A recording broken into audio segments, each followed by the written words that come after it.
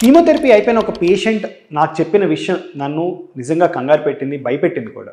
తను ఏం చెప్పింది అంటే, సార్ ఇవాళ నా కీమోథెరపీ అయిపోయింది, ఫైనల్గా నేను ఒక స్వీట్ తినగలుగుతానా ఇవాళ అని అడిగింది నన్ను.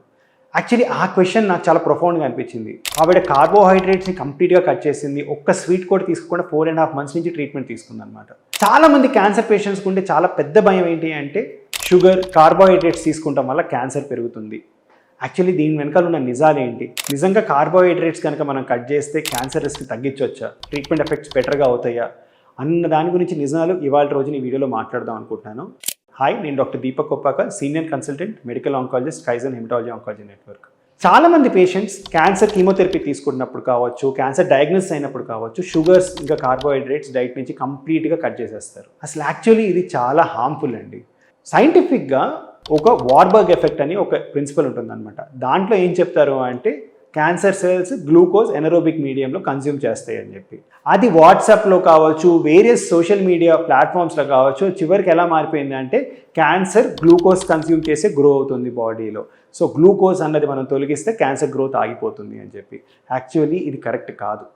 సో గ్లూకోజ్ క్యాన్సర్ సెల్స్కి ఎంత ఇంపార్టెంట్, నార్మల్ సెల్స్కి కూడా గ్లూకోజ్ అంతే ఇంపార్టెంట్.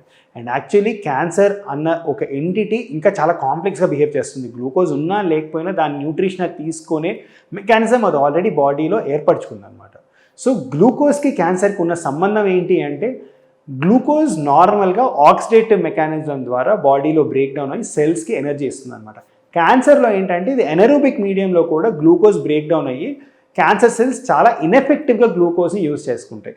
దీనివల్ల అవి గ్లూకోజ్ కన్సంప్షన్ నార్మల్ సెల్స్ కంటే ఎక్కువ తీసుకుంటాయి తప్ప గ్లూకోజ్ వల్లే క్యాన్సర్ సెల్స్ బాడీలో పెరుగుతాయి అని చెప్పేసి ఎటువంటి ఎవిడెన్స్ లేదనమాట. సో ఈ అబ్నార్మలీ హై గ్లూకోజ్ అప్టేక్ ఉండటం వల్లే ఎఫ్డీజీ పెట్ స్కాన్ వల్ల మనం క్యాన్సర్ బాడీలో ఏ స్టేజ్లో ఉంది, ఎంత పాకింది అనేది తెలుసుకుంటాం అనమాట. కానీ గ్లూకోజ్ వల్లే క్యాన్సర్ పెరుగుతుంది అనేది చాలా పెద్ద అపోహ. క్యాన్సర్ పెరగడానికి జెనెటిక్ కారణాలు ఉంటాయి, ట్యూమర్ మైక్రో ఎన్వైర్న్మెంట్ కారణాలు ఉంటాయి, బాడీలో చాలా వేరియస్ మెకానిజమ్స్ వల్ల బాడీలో ఉన్న వాస్కులర్ సిస్టమ్ కావచ్చు, ఆక్సిజన్ సిస్టమ్ కావచ్చు, ట్యూమర్స్ హార్బర్ చేసుకొని గ్రో అయ్యే అవకాశాలు ఉంటాయి అన్నమాట. సో గ్లూకోజ్ కనుక తీసేయటం వల్ల ఏమవుతుంది అంటే, పేషెంట్ వెయిట్ లాస్ చాలా ఎక్కువగా అవి, బాడీకి కావాల్సిన న్యూట్రిషనల్ రిక్వైర్మెంట్స్ లేకపోవడం వల్ల కాంప్లికేషన్స్ వచ్చే రిస్క్ చాలా ఎక్కువగా ఉంటుంది. క్యాన్సర్ కీమోథెరపీ తీసుకుంటున్నప్పుడు పేషెంట్స్కి నాజియా ఆర్ నోట్లీ రుచి మార్చడం, డిస్గెసియా అంటాం అనమాట. వీటి వల్ల ఆహారం తగ్గిపోతుంది. అలాంటి టైంలో కనుక మనం న్యూట్రిషన్లో నుంచి కార్బోహైడ్రేట్స్ తీసేస్తే మనకి పేషెంట్ డైట్లో సిగ్నిఫికెంట్ న్యూట్రిషన్ వాల్యూ తీసేసినట్టు అవుతుంది. దీనివల్ల వెయిట్ లాస్ అయ్యి క్యాన్సర్ కీమోథెరపీ కాంప్లికేషన్లు వచ్చే రిస్క్ కూడా చాలా ఎక్కువ ఉంటుంది. సర్జరీ తర్వాత, రేడియేషన్ తర్వాత కాంప్లికేషన్స్ ఎక్కువై హీలింగ్ డిలే అయ్యి మనకి ఫ్యూచర్లో పేషెంట్ రికవరీ కూడా చాలా టైం పట్టే అవకాశాలు ఉంటాయన్నమాట. So WHO, American cancer society, ఇంకా ఇండియన్ క్యాన్సర్ సొసైటీ ఇవన్నీ ఏం చెప్తాయి అంటే, కనీసం మనం తీసుకునే డైట్లో 2000 క్యాలరీస్ కావాలి అంటే దాంట్లో అట్లీస్ట్ మనకు ఒక 100 క్యాలరీస్ వరకు అయినా basic carbohydrate or added sugars నుంచి రావాల్సి ఉంటుంది అని చెప్పేసి. కార్బోహైడ్రేట్స్ అట్లీస్ట్ 30 to 40% మన క్యాలరీ రిక్వైర్మెంట్లో ఉండాలి. సో యాడెడ్ షుగర్స్ మనకి అట్లీస్ట్ ఒక 5% వరకన్నా added sugars permitted. So added sugars మొత్తం తీసేయాలని కాదు. అండ్ కార్బోహైడ్రేట్స్ అట్లీస్ట్ ఒక 30 to 40% అన్న మన డైట్లో ఉండడం చాలా అవసరం.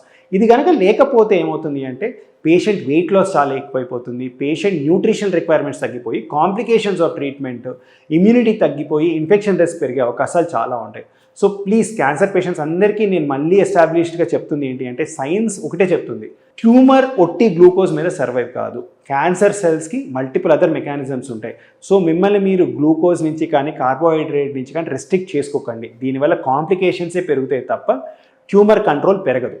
సో ఇది గుర్తుపెట్టుకోండి. ఇలాంటి ఇంకా ఇంట్రెస్టింగ్ వీడియోస్ నేను ఫ్యూచర్లో చేయబోతున్నాను.